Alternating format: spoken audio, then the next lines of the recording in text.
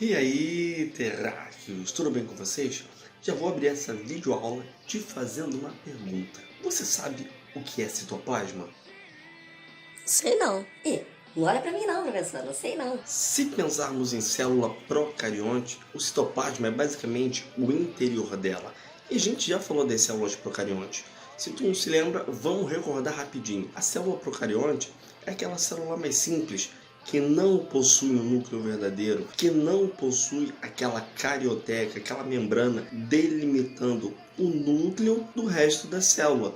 Agora, se a gente pensa numa célula eucarionte, aquela célula que possui um núcleo verdadeiro, aquela célula que possui uma membrana delimitando todo o conteúdo nuclear do resto da célula. O citoplasma é, na verdade, uma região entre o núcleo e a membrana plasmática, e nele contém o líquido semifluido chamado de citosol. E lá a gente pode encontrar água, a gente pode encontrar alguns íons, a gente pode encontrar algumas substâncias para a síntese de algumas moléculas. E se você quer entender um pouco mais sobre o citoplasma, vem comigo!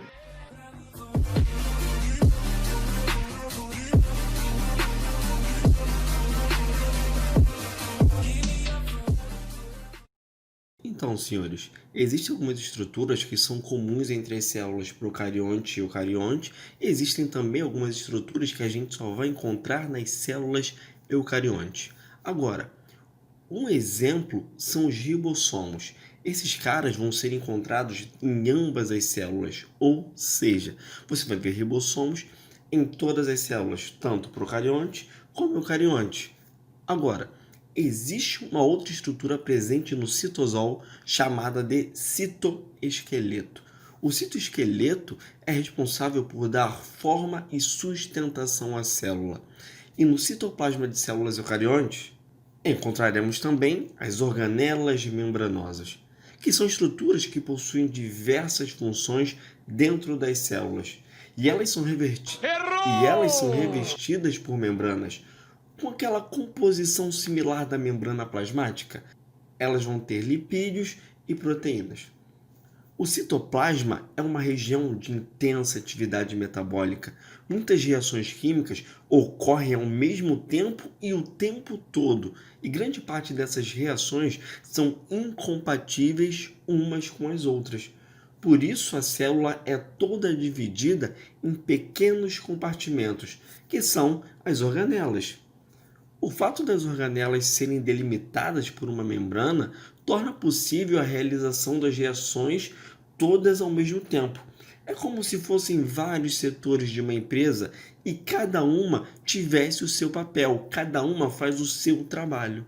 A primeira estrutura que quero te apresentar são os ribossomos. Esses caras são especialistas em produzir proteínas, ou seja, eles são responsáveis pela síntese de proteínas. Eles são responsáveis pela produção das proteínas das células. Seja procarionte, assim como exemplo a gente tem as bactérias, ou seja na célula eucarionte, como as células do nosso corpo, como as células vegetais, fungos e os protozoários.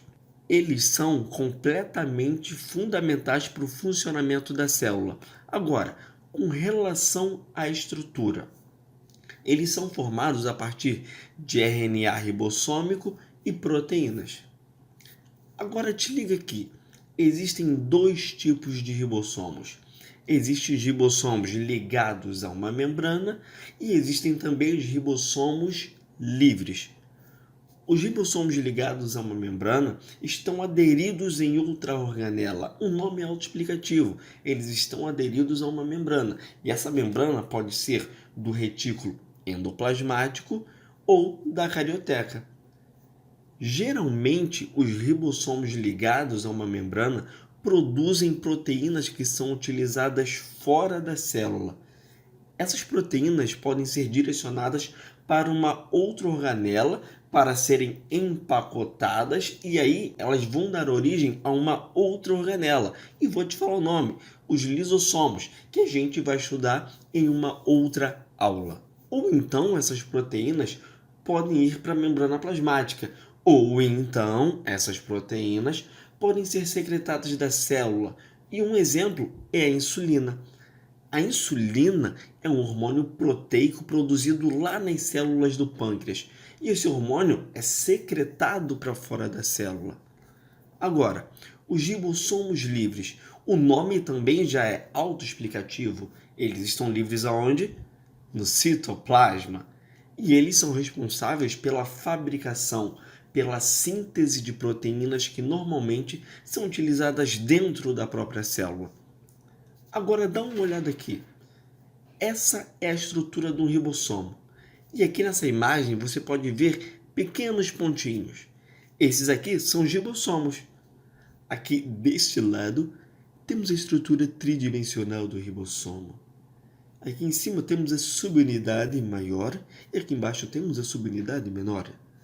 Lembrando que ele não possui membrana. Ele vai ser formado unicamente por RNA ribossômico ou ribossomal e proteínas.